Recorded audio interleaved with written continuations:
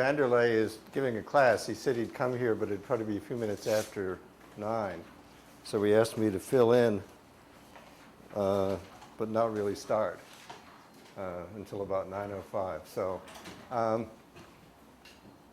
for the last 2 days, I've talked about specific examples of correlation functions, which are really interesting and important physically. If you use X-ray scattering, you measure what's effectively the density-density correlation function at 2 different space points, but at the same time, just because with X-rays you don't have the energy resolution. On the other hand, that was one of the, probably the first crucial visualization or at least demonstration of atoms in a realistic way with the Bragg X-ray diffraction patterns. I mean, you didn't see the individual atoms, but you could certainly infer them. And it was one of the very early and important developments of quantum mechanics. And then much later, people used neutrons out of, I guess it was after World War II, when you had these reactors. I think Chalk River in Canada was one of the very first ones where you could use the neutrons to study the collective modes of solids and liquids.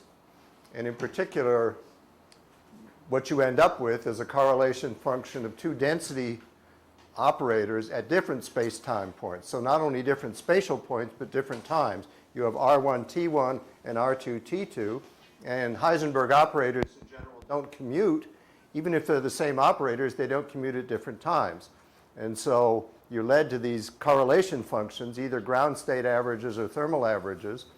And so then you get to the question, how do you actually compute, at least in some reasonable approximation, these kind of correlation functions? The other thing that you can do with neutrons that you can't do with X-rays is study spin-spin correlation functions using the spin of the neutron to interact with the spin of the nucleus, or the spin of the atom, which is effectively the spin of the nucleus, because that's what the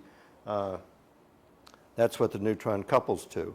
Maybe one could say, I remember Vanderlei's question. It was the first lecture. So if the response is proportional to the electric stimulus, right?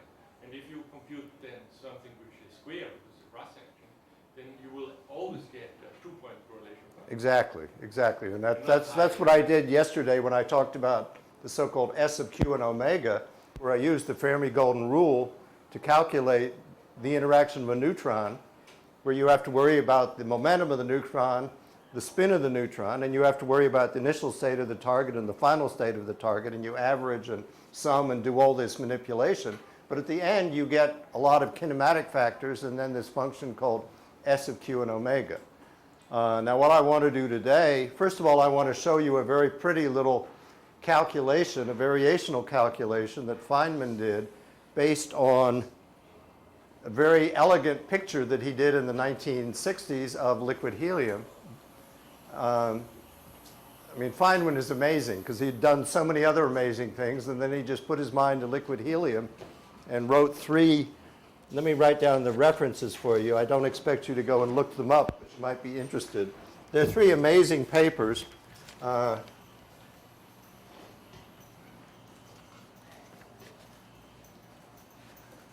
guess let me put this up a little. I guess I could have. Yeah. Phys Rev 91 1301. 1953.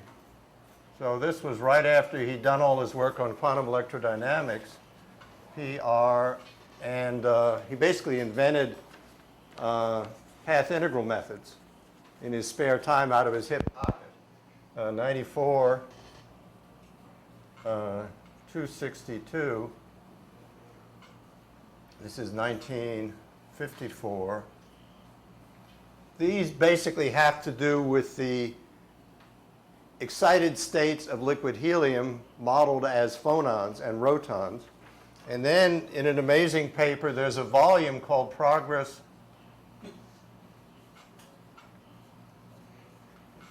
in Low Temperature Physics. He wrote a long review article in volume 1, the first volume in this series, page 17, and it's 1955. And in this paper, what he did was predict the existence of quantized vortices in a very detailed way. He reviewed the work on the phonon modes, and then he said, in addition, there ought to be one other type of basic elementary excitation in liquid helium, coming about because you have, well, he didn't think of it quite in the way that we think of it today in terms of macroscopic order parameter, but he just thought about what are the kinds of low-lying excitations, and he said one kind would be little ring circulating states, and he realized they had to be quantized. So there is this famous historical sequence in 1947 and 49. There's a printed footnote from Onsager saying, in one single sentence, he said, presumably circulation in liquid helium is quantized in units of h/m with no explanation. And then Feynman at least explained it in some sense, which is pretty amazing. And then I guess around 1960, Vinan in England measured the circulation around a vibrating wire in liquid helium and verified that you found the circulation primarily was either 0 or h/m or minus h/m. Because if you have a fluid rotating around a wire and you make the wire vibrate, its degenerate modes are split into plus or minus circulation states, and so you see the splitting, and he could measure the beats between these two different nearly degenerate modes, and from the beat frequencies he could infer the circulation. Professor Fetter, perhaps it's useful for the student. A summary of these three papers can be found in his book in statistical mechanics. Okay, I didn't know that, but that's very helpful. So I'm sure the library has that. Yeah, there's a lot of... And if the students want to know Pauli's opinion as correspondent at that time, he said, this is all below me. All Feynman does is Well, wave his hand. I could say I gather Pauli was very opinionated. He was very sure that didn't mean he was always right. And he certainly, I guess, was wrong on this, because this is certainly the way people think about it. So let me just go ahead and start. Feynman said, let's suppose we know the ground state, phi 0, for liquid helium. We don't know it. What we do know about it, it's a very complicated function of n particles, like Avogadro's number of particles. This depends on R1, Rn. And we know two properties because it's a boson system. First, it's symmetric. And you can prove that for a bosonic system, because it's symmetric, it has no nodes. I don't remember how you prove it, but it's a well-established fact that this function can never have zeros. It can be very, very small, but it never had crossings the way you do for an antisymmetric state. So it's positive non-negative. I would say, I guess the word is non-negative. So in principle, it can have zeros, but it can't be negative. So you can look up Fetter and Valesky's book. Is it proved there? Well, that's only 35 years ago, and memory is fallible. You can find the proof in this book, Statistical Mechanics. So what you think of is, now, as a guide to the idea, let's imagine we have hard spheres, like this. Let me call this A, the size of the radius of the hard sphere. You can think of this wave function, the ground state wave function for gas of hard spheres is a constant as long as they don't overlap, because then they don't see each other. You can call that constant 1 apart from normalization. And then it drops suddenly to 0 whenever you try to bring any two atoms close to each other, closer than the distance 2a. So the distance of closest approach is the hardcore diameter. There's a factor of 2 that sometimes people forget, although I mean it's kind of trivial.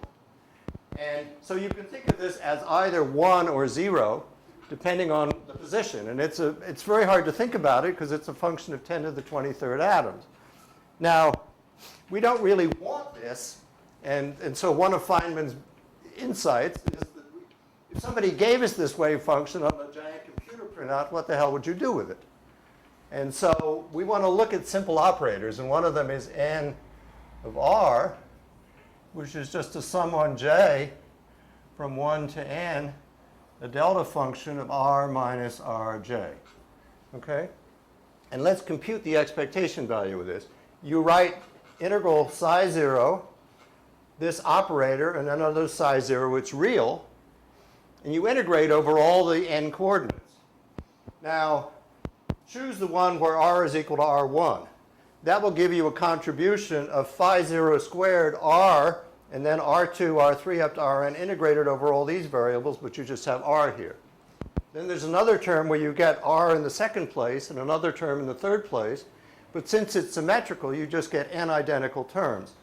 And so the expectation value of n of r is just n times the integral d3r2 d3rn phi 0 of r, r2, rn, absolute value squared. And so basically from the many-body wave function, you can immediately get the particle density in this form. And you've integrated over all the n-1 particles. Now, in a macroscopic system, you can think of this as just a constant because it's the mean density. But much more interesting is to talk about what's called P2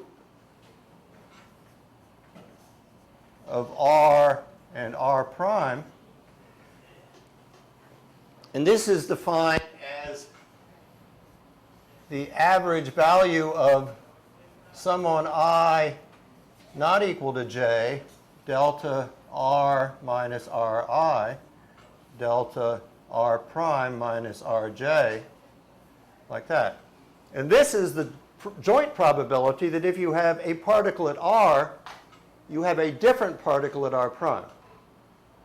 And the different particle comes about because you say I is not equal to j. Okay? So this is the usual definition of a two-particle correlation function, at least in this picture. If you think about it, you can write this as, I'm not going to try to prove it, n of r prime. This overcounts because this includes the term I equal j, so you've got to subtract delta r minus r prime n of r. But this is the definition that's most interesting and useful. And it basically says that you're dealing with the two different, it's basically a joint probability of two different particles. Because if there's a particle at the origin, by definition, there's a particle at the origin, but you can't have another particle at the same point because of these hard spheres. So that's why you're interested in the two-particle correlation function. And if you do some work, you write n minus 1 integral d3r3 d3rn phi 0. I mean, you could guess r prime, r, and then you get integrated over r3 up to rn. Okay, absolute value squared. So this is, again, if you know the ground state wave function, you can compute this quantity, which is the joint distribution of two distinct particles. And you get the n times n minus 1 because of all the different ways you can compute the symmetry. You can check it. I mean, I'm not so interested in the explicit formula. Now, for a bulk form system where this is a constant, we assume this is only going to depend on r minus r prime, ignoring the boundary effects.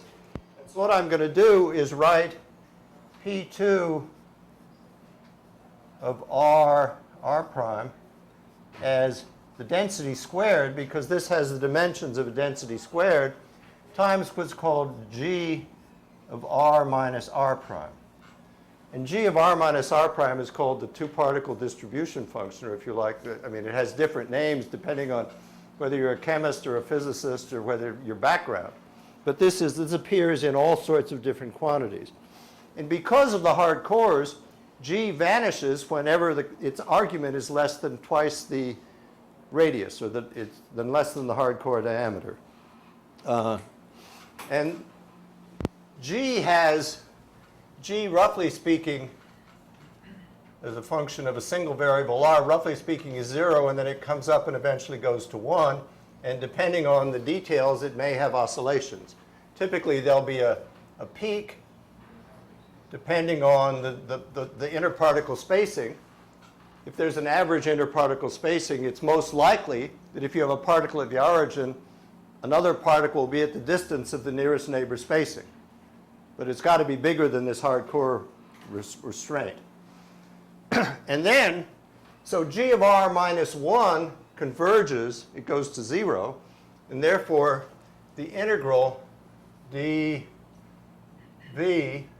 of g of r minus 1, that's a convergent integral, and it's even better if I put in an e to the I q dot r, which is the Fourier transform of g of r minus 1. And typically g of r is isotropic, so it only depends on the magnitude of q and not on the direction, unless you have weird systems. And we use this. Let's see, this is, g is dimensionless. This has the dimensions of volume. If you put in a factor of n here, then this is used to define s of q minus 1. These factors of minus 1 are a little tedious, but you have to worry about the convergence, because g of r goes to 1 at infinity, and s of q typically goes to 1 for large q. And so you need these subtraction factors to deal with convergent integrals, but they're not very interesting. I mean, they're just there because of the way you've made your definitions. But if you live with deltas, you might as well take it out. Yeah, as long as you're, I mean, as long as you're dealing with non-zero q, you can ignore these because they're just added, they're just additional constants. But I'm just trying to be a little careful because many books are careless, and you can get into trouble if you don't think about it. Now, Feynman argued, and I don't have the argument. I'm sure I didn't have time to try to think about it. But he argued that for liquid helium, superfluid helium, that S of Q for Q goes to 0 approaches H bar Q over 2 ms, where m is the mass of a helium atom and s is the speed of sound. And I think all you do is calculate S of Q for a compressible fluid, and it comes out, but I haven't done it. But Feynman, it's in these papers. So that looks like an innocuous result, but it's going to be, so S is speed of sound. For helium, this is 240 meters per second. So helium is pretty incompressible, so you get a high speed of sound. Okay. Now, Feynman then focused on some low-lying states of the system, and he said, what are the appropriate low-lying states of the system? And so let me erase these references, because I've given them and they're in the notes. They're in my notes. I don't need this for the moment. And he said, well, there are many different kinds of states, but one obvious choice is to assume you have a state with a density wave, a phonon mode. And he said, let me call this psi sub q of R1. I'm going to suppress all these arguments. He said, let's consider a density fluctuation. He calls it rho q adjoint. I'm going to call it NQ. I don't like to use rho because I like to think of rho as the charge density rather than the number density, but that's just a factor. And this is just the usual thing we've talked about.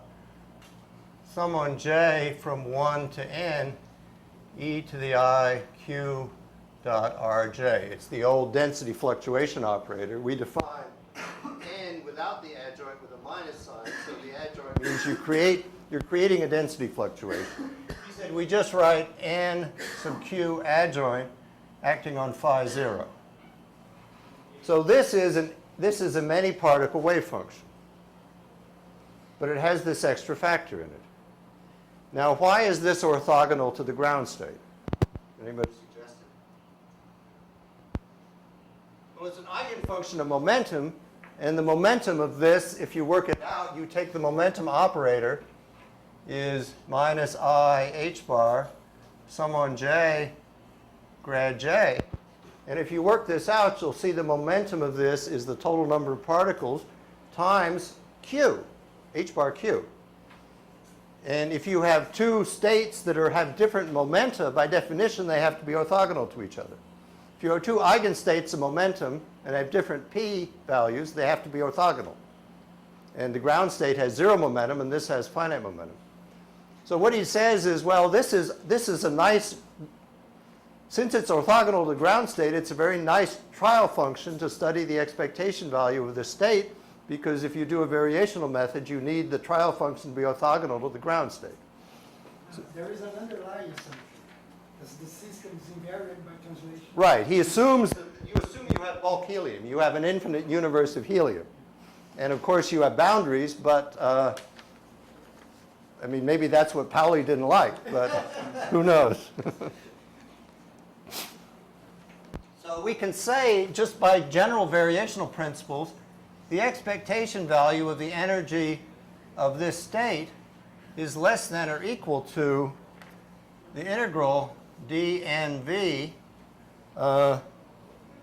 nq adjoint phi 0 adjoint h nq adjoint phi 0. Now, to get the normalization, you have to divide by dNV nq adjoint phi 0 adjoint nq adjoint phi 0.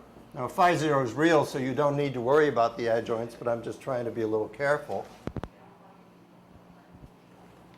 And h is just the kinetic energy plus the potential energy. T, of course, is just sum on j, h bar squared, del j squared over 2m with a minus sign, and v is just this 1/2 sum on I not equal to j, little vij. Now, the way you do this is you try to take h across here. You write this as a commutator, h and nq, and then you have an extra term left over, which is h acting on phi 0. Now, obviously, h acting on phi 0 is just equal to the exact ground state energy times phi 0, and this is where it's crucial that he's using this assumed exact phi 0, even though you don't know how to write it down. If psi key is orthogonal to the mass, never you are going to have the equality. Okay. I'm happy to take off the equality. In principle, it's an upper bound. I mean, but it gives actually a remarkable answer. And so if you play games with these commutators, what you can do is write EQ minus E0. This represents the excitation energy. It's the difference of the energy with momentum Q and the energy for the ground state. And so this is the energy associated with the creation of the phonon. And this is less than, or well, let me leave it, what I'll call a numerator over a denominator. And you have to do some computation about what n is and d is. And n, the numerator, has a very simple form. You just play around with this integration by parts. You get h bar squared over 2m, sum on j, integral d n v, grad j n q, dotted into grad j n q adjoint, times phi 0 squared. Professor Fetter, I think you wrote it correctly. It could be the ansatz, could be exact. Yeah. Who knows? Well, anyway, you'll see it doesn't. It gives you a qualitative picture. It's not exact. It's not even close to exact, but it's remarkably impressive. Professor. I'm a little lost here. Let me see if I'm getting the idea. So this CQ, it's the wave function, but not of the liquid helium. It's the wave function of the quasi-particles. Well, it's a wave function of an excited state of liquid helium that has momentum q. Okay, so this operator in Q with the dagger will create excitation. You right? create a density excitation, and it has wave number q. So that's why you can interpret this C function as this operator acting over the wave function which has no excitation. That's why I mean, it's just a guess, but it's an inspired guess, and it's easy to ridicule it. On the other hand, it turns out to be this is the way people think about liquid helium. I mean, people don't think so much about liquid helium today, but when they were working on it, this is a picture that was so attractive and so easy to use, and that Feynman sort of picked up the ball and ran with it. But I talked to Feynman in about 60, what was it, 64, 65. And he tried to use these same things to talk about, Polarons? no, not a Billion Gates theory. Oh my. And he didn't go anywhere. Oh, well, I mean, my goodness, they're very, I don't know anything about non-abelian gauge theories, but the fact that they're non-abelian, I know you get all these matrices that have to be carried around to dealing with what they call the braiding of the, if you interchange two of them and then you interchange them again, you don't necessarily get back to the same state. They're like anyons, except they're in 3 dimensions and very complicated. But I mean, it was brilliant that he could do this for liquid helium. Now, look at what happens. The gradient of NQ, if you take this thing and apply a gradient with respect to a particular variable, you just pick out the term in this series that has to do with that particular variable, and then the gradient just gives you IQ times that e to the IQ for that particular r. And so the product of this just gives you q squared, and you get e to the plus IQ dot r1, e to the minus IQ dot r1, so it goes away, and you just get a constant that comes out, and so you just the normalization integral. So you just get h bar squared q squared over 2m with a factor of n times the integral of phi 0 squared. So you just get this numerical factor times this integral. And then in the denominator, you just get the integral dnv. You get nq absolute value squared times phi 0 squared. And the ratio of these two integrals is just s of q. Because the normalization cancels out because if you have an integral of this averaged over phi 0 squared, but this integral of phi 0 squared normalizes it. So the ratio ends up, and you get this result for Feynman that epsilon q is less than h bar squared q squared over 2m s of q. And there's a factor of n, well, factors of n cancel out. You can go ahead. I misunderstood you. You have a equal here. Because I thought that was ground state was not. It's the lowest state of this momentum. It's a liquid helium, well, it's the ground state of liquid helium. But for the Which has momentum Q. This was for the momentum Q, lowest state in the Hilbert space of momentum Q. Okay. I also have a small question. What's the reason why you get a non-relativistic dispersion relation and not a relativistic one? Well, Why are you- there's nothing relativistic about liquid helium. But nothing relativistic about phonons. You have no masses again. Well, I'm not through yet. Now let me look at the excitation spectrum. And now I get back to this result. You are gapped. So S of Q is linear in Q at long wavelengths.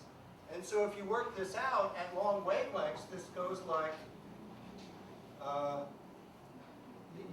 you get epsilon Q is h bar Q times the speed of sound, where Q goes to 0. So you get the phonon mode because of the structure of S of Q. It's beautiful. And also, S of Q has this kind of structure. It comes up, it's linear here. It has a peak, and then it oscillates. And where this peak is, you get a dip in the energy. And so the spectrum the actual spectrum of liquid helium is linear here. It comes down and goes up like this. This is epsilon of Q as a function of Q. These are the phonons where you get this linear spectrum.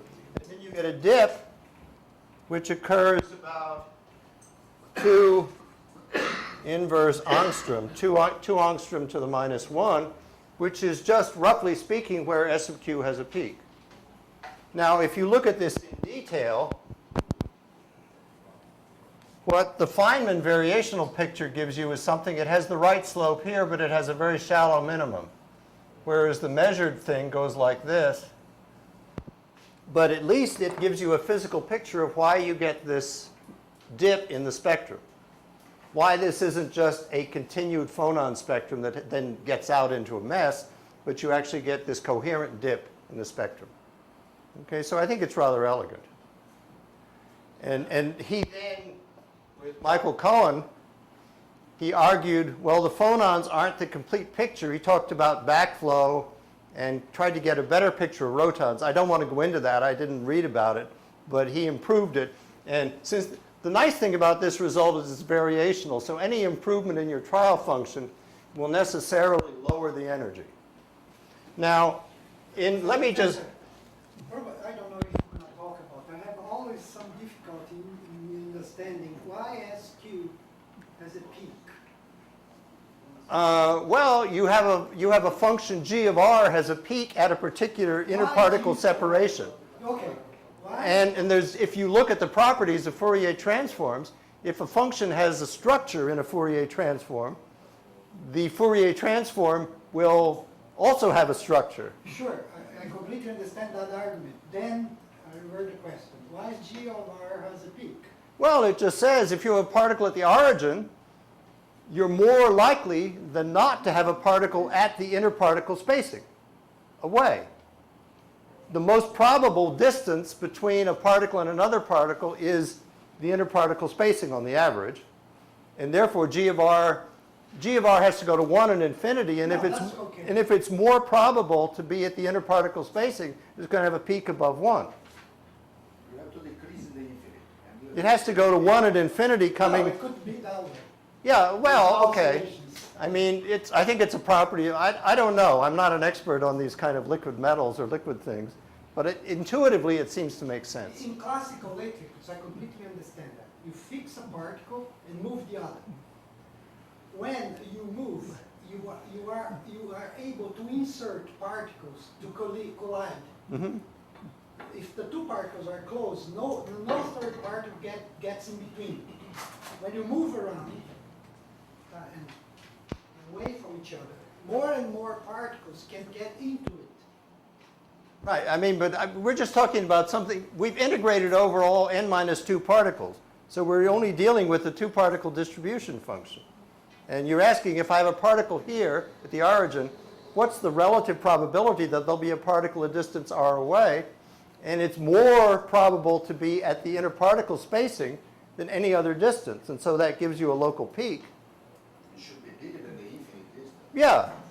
And so if you have a function that's got a big peak in it, the Fourier transform of that typically will have... I completely understand. So, I mean, there's a little book by Lighthill that talks about all the properties of Fourier transforms. But now, in discussion, Giacomo asked an interesting question yesterday, and let me just show you. It's a different derivation. It's a trivial derivation of Feynman's result. It's not variational, so it doesn't have this nice variational property. But he asked, I wrote down the F sum rule, minus infinity to plus infinity, d omega, omega, S of Q and omega, and said, what is the physical interpretation? And I said, well, one way of thinking about it, suppose you have a well-defined quasi-particle. Then S has a strong peak at a particular, for fixed Q, S has a peak at omega Q, which is the energy, the frequency of that particular excitation. So you can think of this as sort of a delta function, and therefore you can evaluate omega at omega Q and take it outside the integral. And so you write this as approximately omega Q, and then you get the integral d omega S of Q and omega, which is just S of Q. And the F sum rule says this is h bar Q squared over 2m. And if you just divide by this, you get the Feynman relation. So that's a hand-waving derivation, but it's not variational. So there's no way you could improve this. Well, Stringari has ways of using more multiple commutators, which are very intricate. But this is just, I thought this is it's an interesting connection from what we did yesterday, although it's not really directly germane to what the rest of what I wanted to talk about. Okay, are there any more questions on this? I mean, I invite you, particularly the Feynman article in Progress in Low Temperature Physics is famous and justly so. But all these three papers are wonderful. So what I thought I'd do today, really, was to talk a little bit about linear response. This is probably the closest I'm going to get to dealing with real many-body theory. But it's worth doing just because it's such a simple result, even though it looks rather formal. So in linear response, we have a fully interacting system with some Hamiltonian H. We can't write down the eigenstates. We can write down the many-body Hamiltonian H in some sense. And then imagine at time t equals 0, we turn on a weak external perturbation. So I have a Hamiltonian H. And then I'm going to add H external, which typically is going to depend on time. And I'm going to turn this on for t greater than 0. So I want to say, what happens? How does the system behave? I have a system in equilibrium, say the ground state, for negative time. I then turn on a weak perturbation, and what happens for later times? Now, one example is electron scattering. And you could think electron scattering, you know the interaction parameter is E, or E squared. And so the coupling constant is the fine structure constant alpha, which is E squared over 4 pi epsilon 0 h bar c. And this is roughly 1 over 137. So that's a small parameter. So electromagnetic coupling, like X-ray scattering or electron scattering, is a natural thing. Or you could imagine you suddenly insert a charged impurity into an equilibrium system through radioactive decay.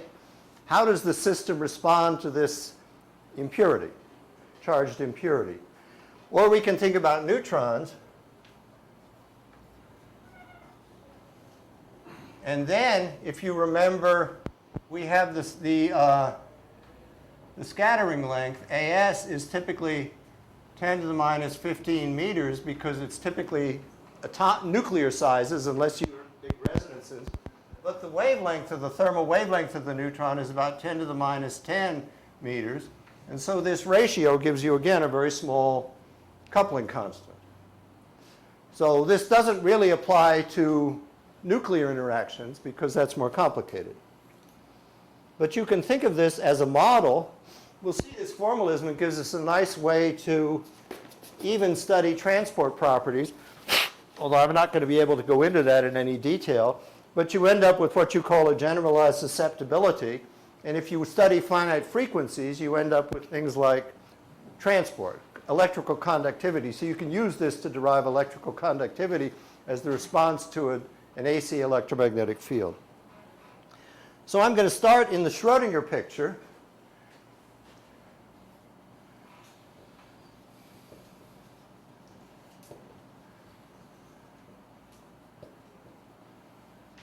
And so we have a state vector psi sub s of t.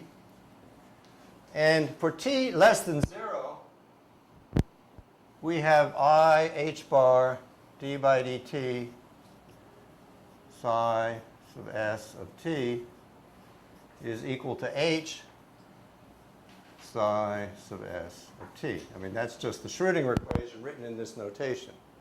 And there's a formal solution but through an exponential. So psi sub s of t is equal to e to the minus I h t over h bar times psi sub s of 0. Okay? And that, I think, is not, I hope it's not unfamiliar to you. Now for t greater than 0, I have an extra term because I get h plus h external. So for t greater than 0, I have I h bar d by dt. And I'm going to call it, for t, I'm going to call this solution psi sub s bar of t to indicate that it's different from this solution. And what I'm going to eventually do is express this solution in terms of this solution.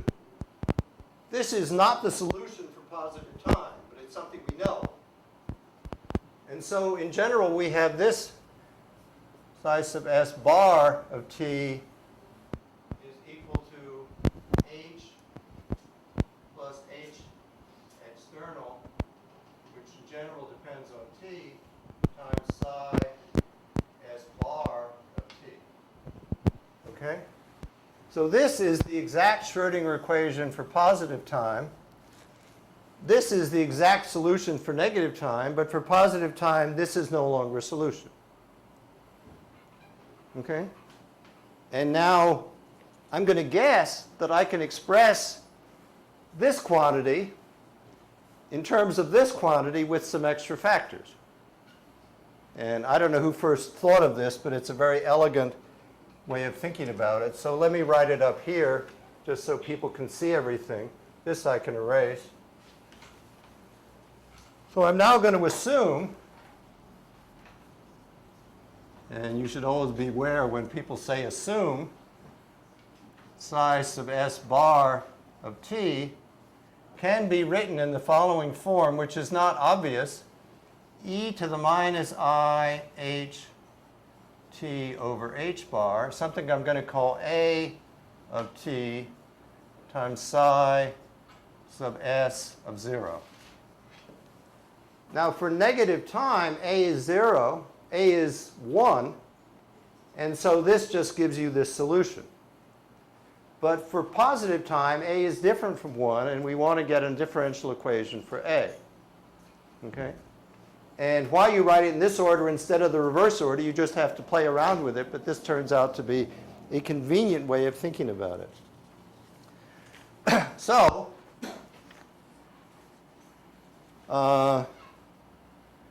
let me substitute this into this equation first. So if I substitute this into this equation, I get, this gives me an equation for IH ddt of this. I think I don't need these results anymore, so let me just go through. I mean, the manipulation is straightforward, but I just want to show you I don't have anything up my sleeve. So if I substitute this form into here, what I get is I h bar d dt of psi s bar of t is equal to h plus h external of t, e to the minus I h t over h bar, a hat times psi sub s of 0. Now I want to make this look like this, so I want to pull h through this. This factor commutes with this factor, so I can write this as e to the minus I h t over h bar. This first factor, I just get h times a, because if I pull this through here, I just get h times a. But for the second factor, I have to write e to the I h t over h bar, h external, e to the minus I h t over h bar, and then I get a times psi s of 0. Okay? And this we recognize is just the Heisenberg picture of this operator. H has time dependent, H external has time dependence because it has intrinsic time dependence. It has extra time dependence from these Heisenberg operators. So this is just e to the minus I h t over h bar. You get h A plus h, this is just the notation, Heisenberg of t times A times psi s of 0. Okay? Now, I can also calculate IH ddt on this by explicit computation. You have a t dependence here, you have a t dependence here, this is a constant. So if I calculate the derivative with respect to this factor, I just get an h times A, which is the same as this. If I calculate the derivative with this, I just get IH ddt of A. And so that's got to equal this. And so by comparison, you end up with a very simple equation for A, I h bar d by dt of A of t is equal to h external of t, but it's the Heisenberg picture acting on A of t. Okay? And this is 0 if t is negative, and is this factor if t is positive. And you notice I've expressed everything in terms of capital H, and capital H is the exact Hamiltonian. So formally, we're dealing with the exact Heisenberg states in the fully interacting but unperturbed system. And so everything is expressed in terms of the exact eigenstates of the fully interacting system without the perturbation, and all the effect of the perturbation is in this factor. Okay? So this is a very simple equation. If these were just numbers, you just write the exponential. The derivative of something gives you a constant times something. It's just an exponential. Now, because these are operators, you can't, but you can iterate this, and an approximate solution, all I want is the solution to first order in H, external. So I can write A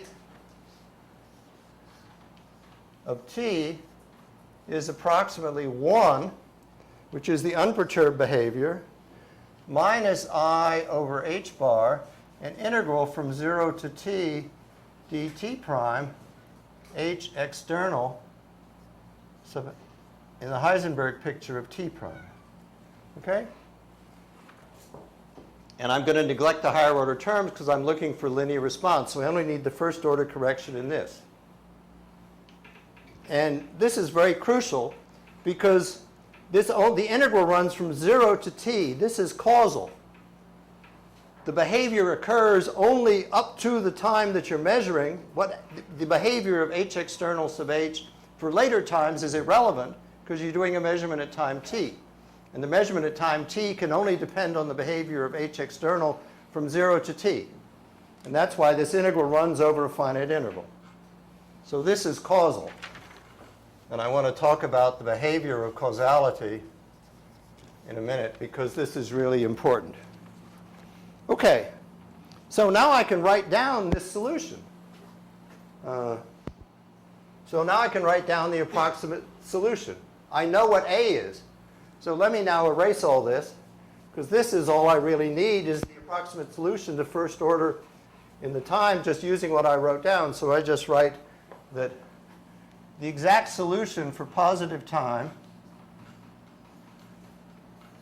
is e to the minus I h t over h bar, 1 minus I over h, integral from 0 to t dt prime, h external, there's a lot of writing here, t prime, times psi sub s of 0. Okay? So, I mean, this is a very elegant result.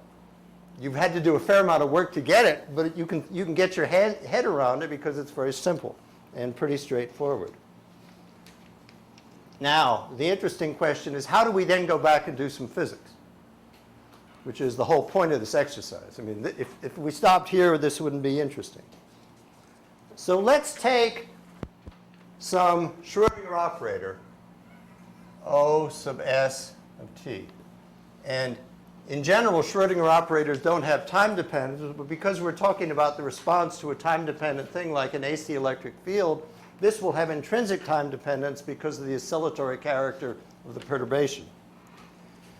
Now, if we want to study the expectation value of O sub s of t in the presence of the external perturbation, we write psi sub s bar of t, O sub s of t, psi sub s bar of t. That's just the definition of how you compute expectation values. But now I have an approximate expression for this, and I can put this on this side, and when I put this on the other side, I just take the adjoint. So I get a plus I here, and I get a plus I here when I put it on the other side. So this is going to take a bit of writing out, but let me do it. So this is psi sub s of 0,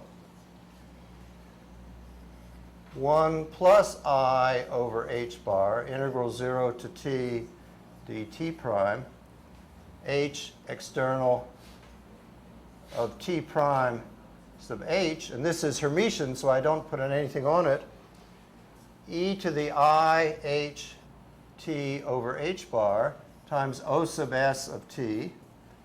So this is just this factor, this is this, and now I just write the same thing again with the adjoint.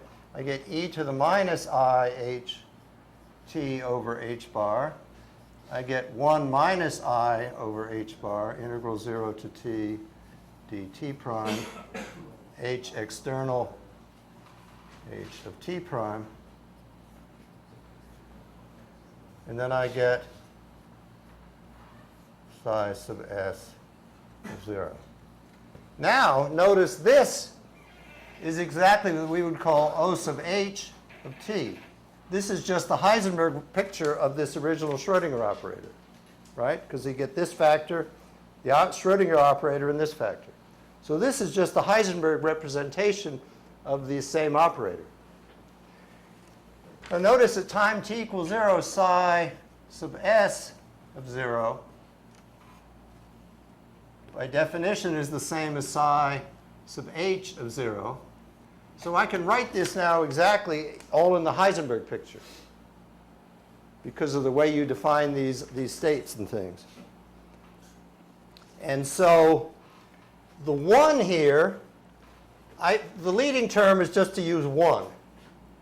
And that just gives me the Heisenberg expectation value of this operator, which is what you get for the unperturbed system.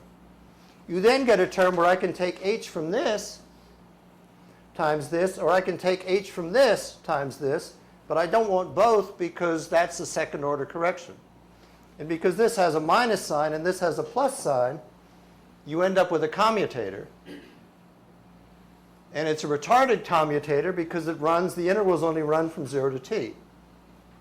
So you end up with the expectation value in the presence of the perturbation of this operator is the expectation value of the Heisenberg operator in the absence of a perturbation plus a retarded commutator, which comes from keeping one term or the other on each side.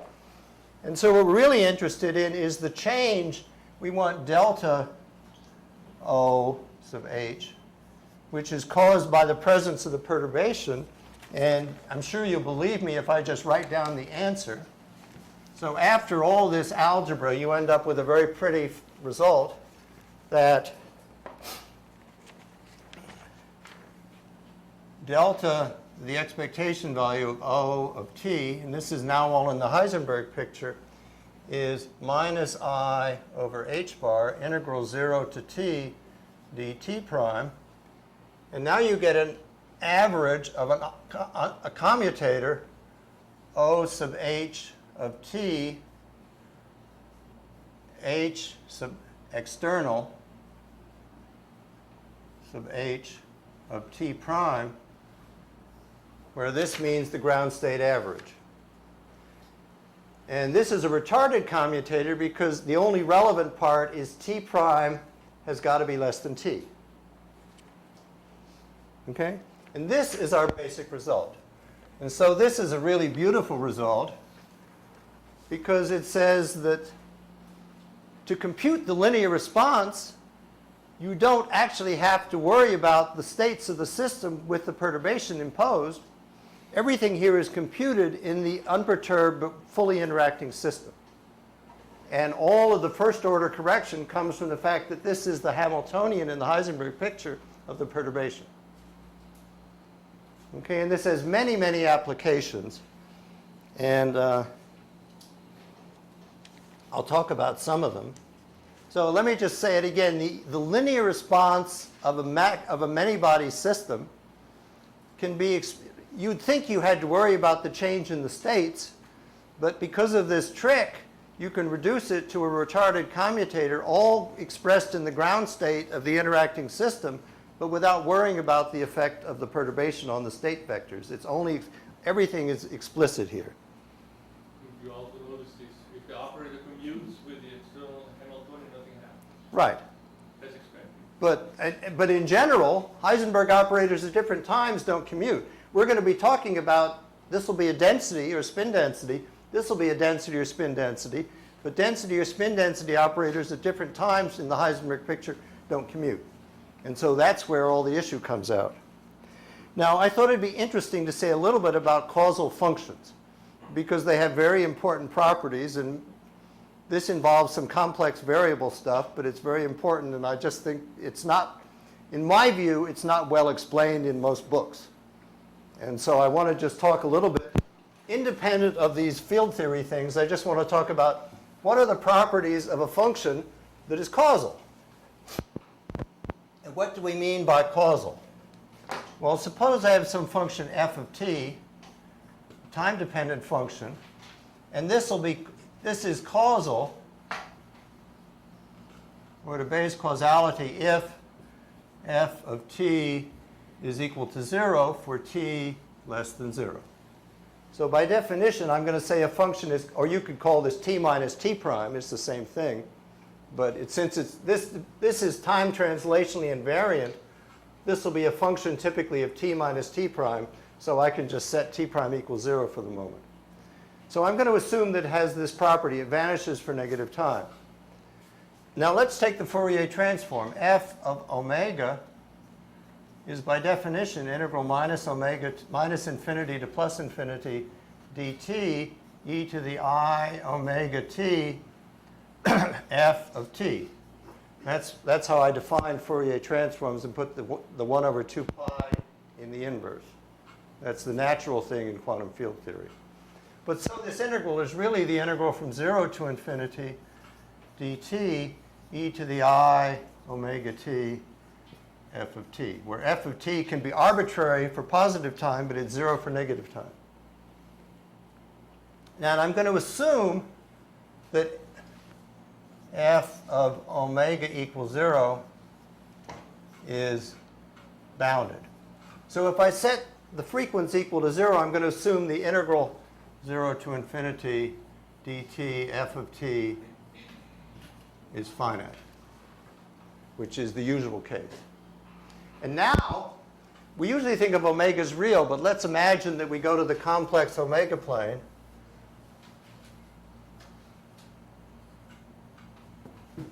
And so we're usually think of an integral along the real axis, but let's write omega as omega 1 plus I omega 2, where this is the real and imaginary part. So then f omega 1 plus I omega 2 is the integral 0 to infinity dt e to the I omega 1 t e to the minus omega 2 t f of t. Okay? Now, if omega 2 is 0, this converges. So this converges even better if omega 2 is positive. So this is bounded for all omega 2 greater than or equal to 0. Now that doesn't sound very exciting, but let's consider, suppose we take the derivative, the nth derivative, with respect to omega of f of omega. Well, if I look at this form, if I take an nth derivative, I bring down a factor of t to the n with some factors of I. But t to the n e to the minus omega 2 t is a convergent integral as long as omega 2 is non-zero, is positive. So for any arbitrarily small omega 2, this integral converges. And that means that all the derivatives of f of omega exist in the upper half frequency plane, right? Because all the integrals are convergent. If all the derivatives of f exist, it's what's called analytic. It's an analytic function in the upper half frequency plane. And so the powerful result is that f of omega is an analytic function throughout the upper half frequency plane. If you choose a point here, you can construct a Taylor series that is guaranteed to converge as long as the circle does not cross this line. And that's what you mean by saying it's an analytic function. So analytic functions have very important and powerful results. And although people know this, they don't normally spell out how you derive it, which I've tried to be very specific here. So this is a remarkable result. And in fact, the converse holds. So let me now go the other way and show you how this works. So I assert that f of omega is analytic for omega 2 greater than 0, namely in the upper half omega plane. Now let's take the inverse. F of t is the integral minus infinity to plus infinity d omega over 2 pi e to the minus I omega t f of omega. And now let's ask, what is the behavior of f of t for this function?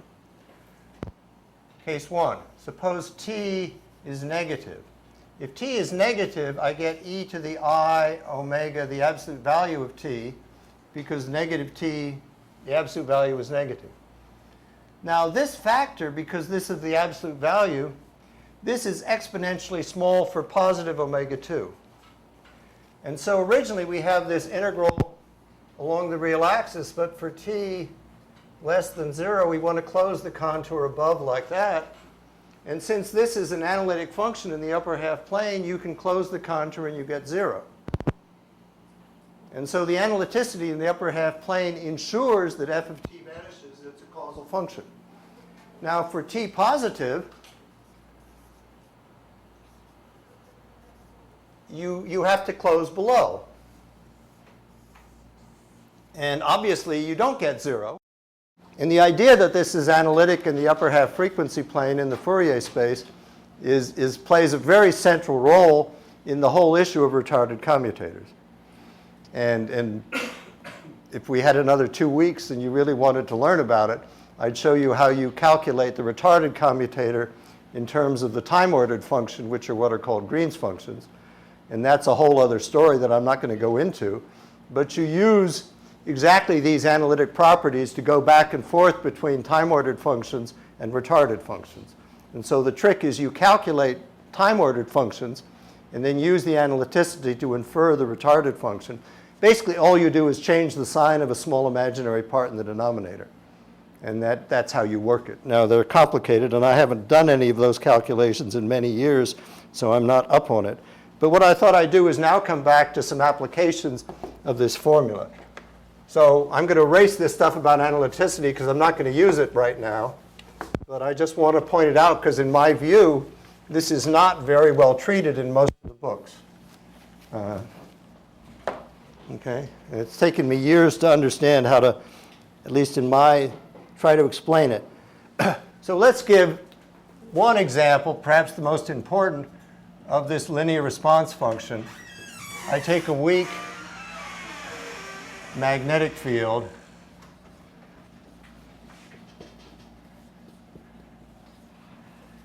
and then the external Hamiltonian as a function of time is, how do I write this?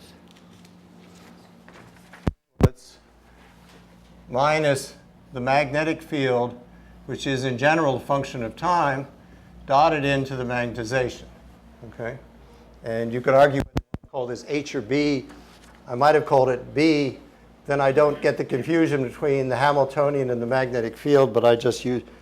Now, M, in our case, is just some mu0, some effective magnetic moment, times what I'll call n sub sigma. And n sub sigma is the spin density. So if we have a spin-a-half system, n sub sigma will be psi adjoint up, psi up, minus psi adjoint down, psi down. So it's the difference between the up spins and the down spins. And then, so this becomes minus mu naught n sigma times the magnetic field as a function of time. Okay? And therefore, if I evaluate this, I get a minus sign here, I have a minus sign here, and so I'm interested in the induced magnetization as a function of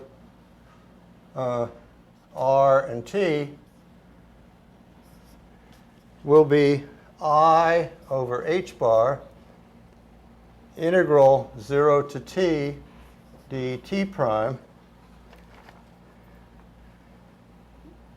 You get the ground state average, the commutator, mu naught n sigma as a function of t. In general, this will depend on r as well. Commutator, mu 0 n naught n sigma of t prime times the magnetic field as a function of t prime. And you can take all these factors out. So the mu naughts come out, they're just constants. This is not an operator, so that comes out. So you end up with a retarded commutator of the spin density at t and the spin density at t prime. And so I'm going to introduce what I'll call d super r of sigma. And let me just call it x and x prime. I'm just going to use a lot of writing. X is a shorthand for r and t. So this is a function of two distinct space-time points. And in this case, it would be minus I, a step function that says that t has got to be bigger than t prime. This is the function that's 1 if its argument's positive and 0 otherwise.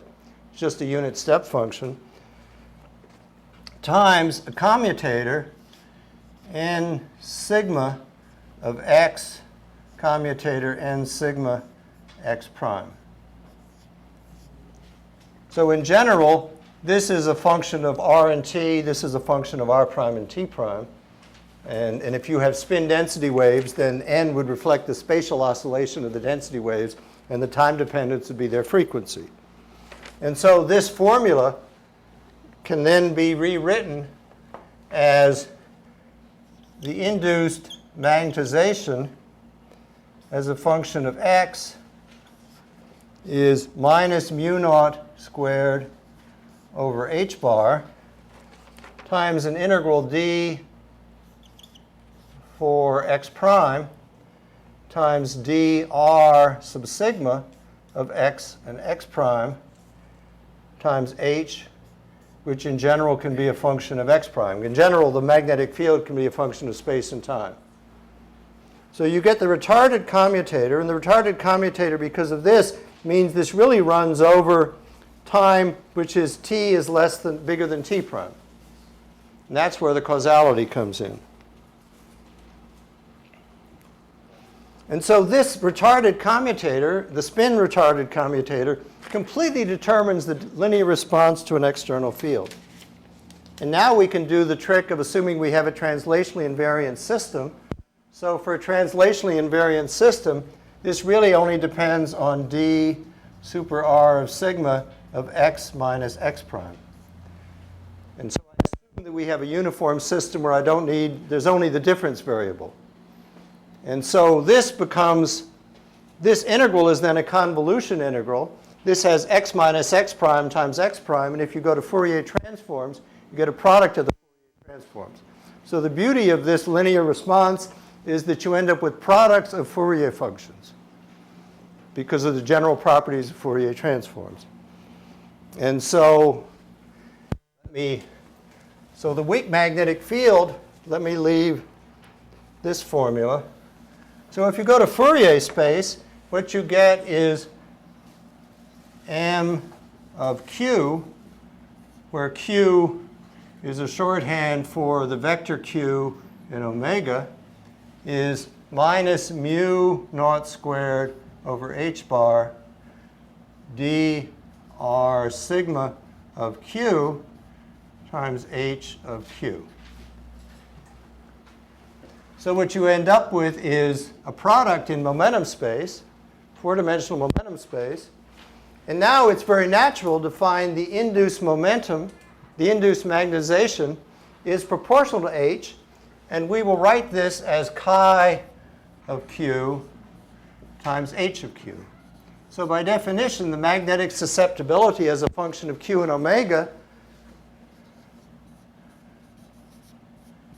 is defined to be minus mu naught squared over h bar times dr sigma of q.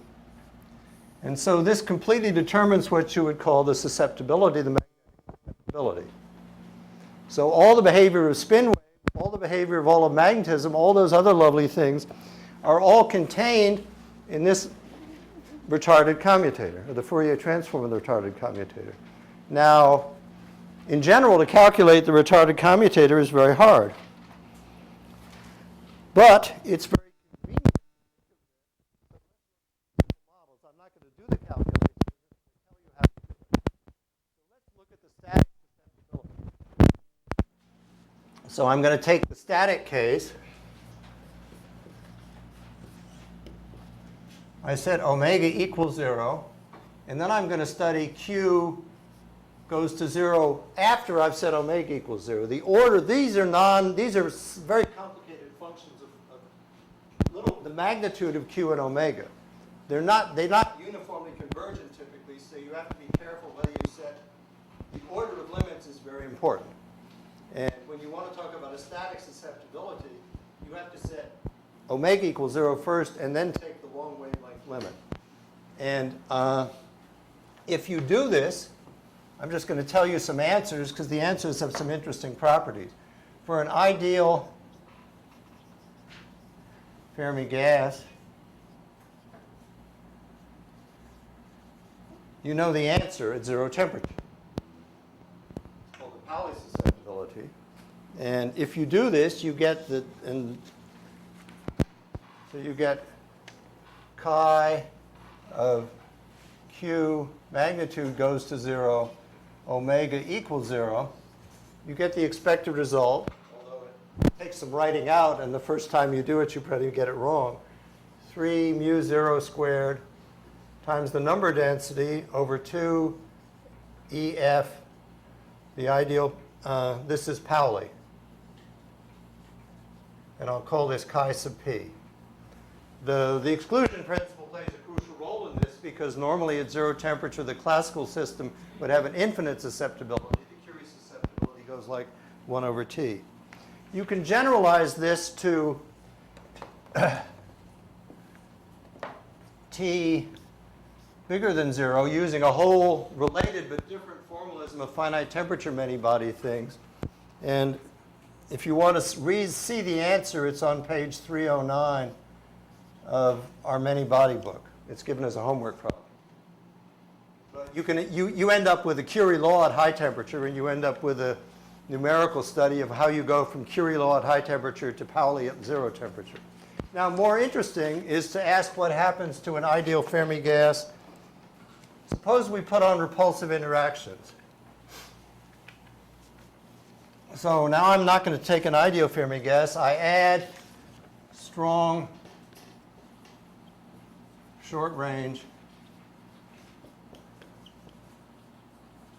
repulsion, described by a scattering length A.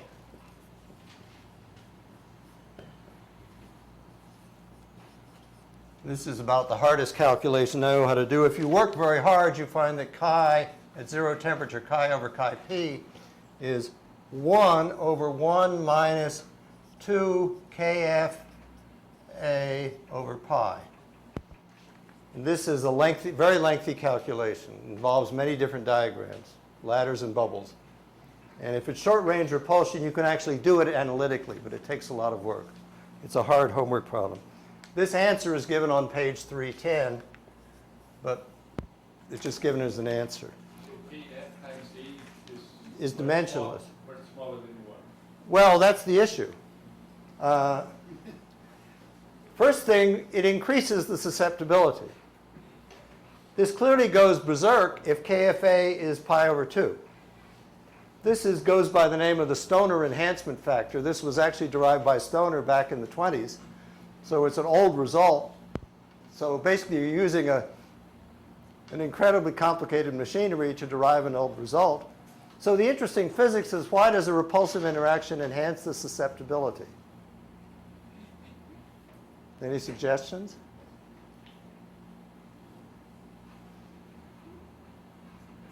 Think of an atom. The electrons in an atom are repulsive, right?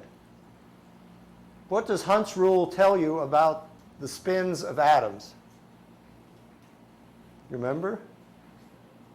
Well, effectively, it tells you you add up electrons in shells, making the spins as large as possible until you get a half-filled shell. A completely filled shell has to have spin 0, but the issue is, why do you add them up to maximize the spin?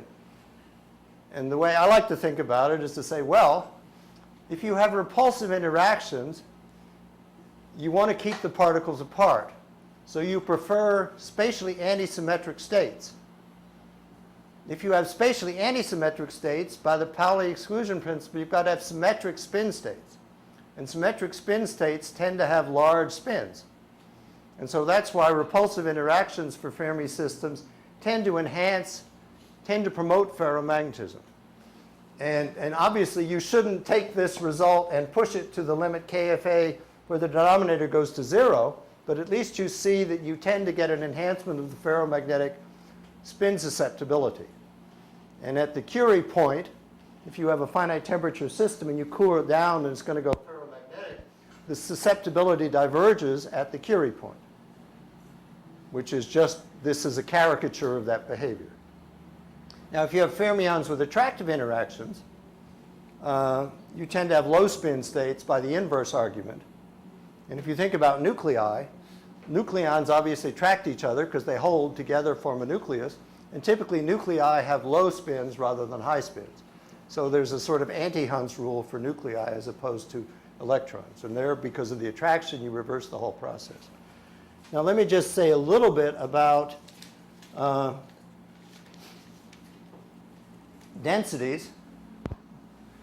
So now I'm going to apply this to a density. If we want to study a density, then basically O is going to be just the density n sub h of x. And the perturbation is going to involve the density times the pressure, say. And you have to do, to get the signs right, you have to be careful, because if you want to deal with, the usual thermodynamics is you deal with minus p dv, but you're really interested in applying a pressure perturbation. And so you have to do a Legendre transformation to the enthalpy and deal with v dp, which in v dp effectively becomes the density times the change in pressure. And so you have to worry about the signs. But effectively, this is going to involve some external coupling like the pressure times the density as well. So what you end up with is a density-density correlation function, a retarded commutator of two densities instead of two spin densities. You are looking to density. What system is still a Fermi system? Well, it can be anything. Or the other thing, suppose you have a charged electron gas and you put a charged impurity in. What is the change in the local density? And so in that case, you would have a Coulomb potential coupled to the charge density. And the charge density is just E times the number density. And the number density, n, is just psi up, plus psi down, psi down. So the spin density is a minus sign. The number density has a plus sign. And so what you end up with here is dr of x prime is minus I theta t minus t prime, the retarded commutator of n of x and of x prime. It's just like the spin density, except you have the number density here, so you keep a plus sign instead of a minus sign. And if you want to make a complicated thing with a lot of indices, you can solve both these problems together, but it's a little more complicated. It's probably simpler to do each one separately. And in exactly the same way, when you go to Fourier space, you get the expectation value of the density as a function of Q in 4 dimensions is, well, it's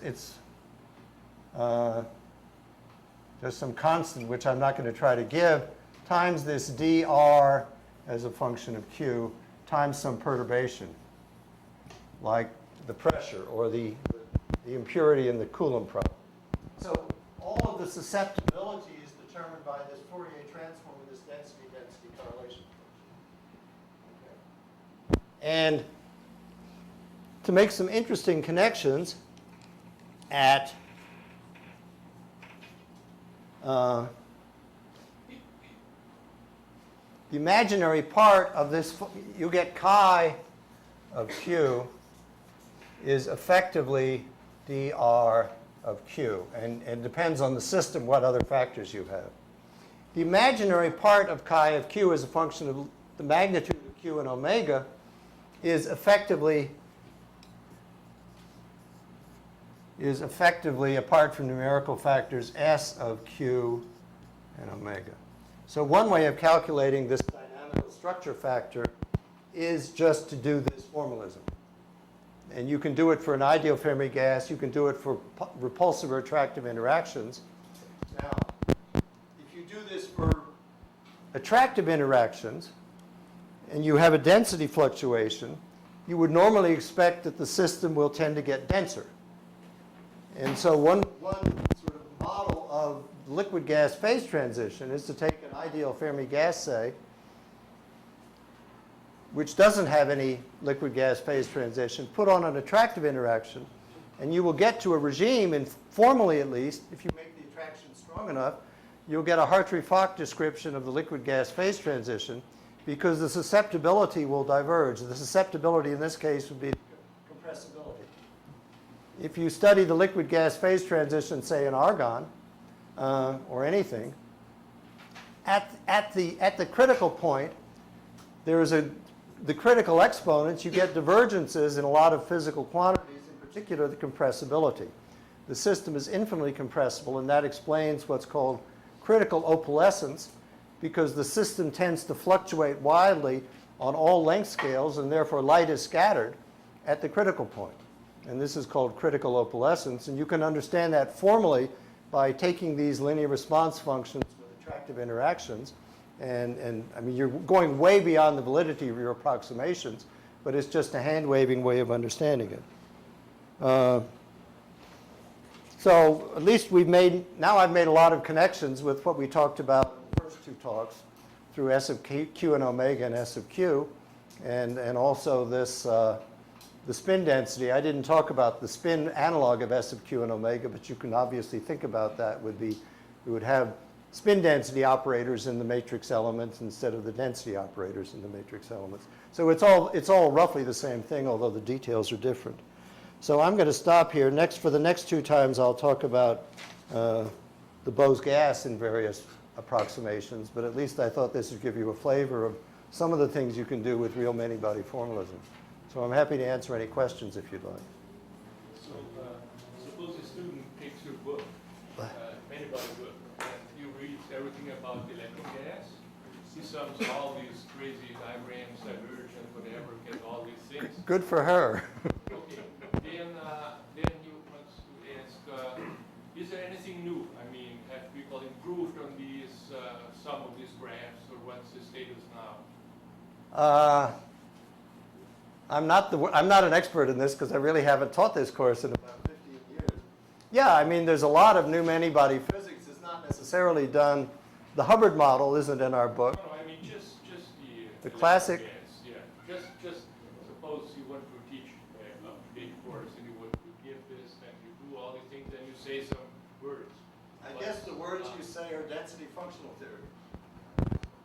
And I don't know much about that, but I know that you can actually study. You can get realistic descriptions of real crystals. using density functional theory, which basically uses this cone-sham approximation for the thing, and so you reduce it to effectively a one-body problem, which you can then calculate. So it's a combination of the many-body formalism. It's heavily numerical, and I've never taught it. I mean, the other thing that's not in our book is this whole issue of path integral methods. But my impression is that path integral methods don't get you anything that you can't get by the Feynman diagrams. They give you the same answers. It's just doing it in a different formalism using the effective action, and you integrate out various fluctuating variables. But you can't do path integrals on anything other than Gaussian integrals, which is equivalent to using, you take these, I mean, this function really has psi star psi, psi star psi, so you get a 4-point function with 4 field operators. And the only way you can do that in perturbation theory is to use Wick's theorem, where you break it up into pairs of Green's function, one-body Green's function. And that's the Gaussian approximation in the path integral method. So, I mean, there's very little new under the sun in that sense. I would say the density functional theory is probably the one new thing. And the other thing that's not in our book except in the nuclear physics chapter is the whole study of using computers to study the spatial variations of wave functions and then going back and doing numerical work, which is it takes a lot of lengthy computation, but you do get realistic descriptions of a lot of these, at least Bose gases, and with a lot more work, Fermi gases and traps. Which is a surprise. Don't you think it's a surprise that we get such, just consider just electron gas and you get the only small structure? Yeah, no, I mean, that's why it's such a powerful technique. I mean, field theory is very important. Most people don't go very far into it because there's a lot of legwork and a lot of formalism, but at the end of the day, you get some really interesting, useful results. I've never taught the relativistic field theory. And in my view, the many-body thing is nice because you're using the non-relativistic Schrödinger equation, which we feel more comfortable with instead of the Dirac equation. And then you can at least do the field theory in the context of a more familiar thing. If you jump right into relativistic field theory, you first have to make a huge investment into the gamma matrices and all those things, which takes most of many, many weeks to feel comfortable with the Dirac equation before you're ready to really do the field theory, and you're never quite sure whether what you don't understand is the Dirac equation or the field theory. At least in the non-relativistic thing, you know what you don't understand is the field theory, because in principle, the non-relativistic Schrödinger equation is in some sense familiar. Okay. Can I return Sure. one point?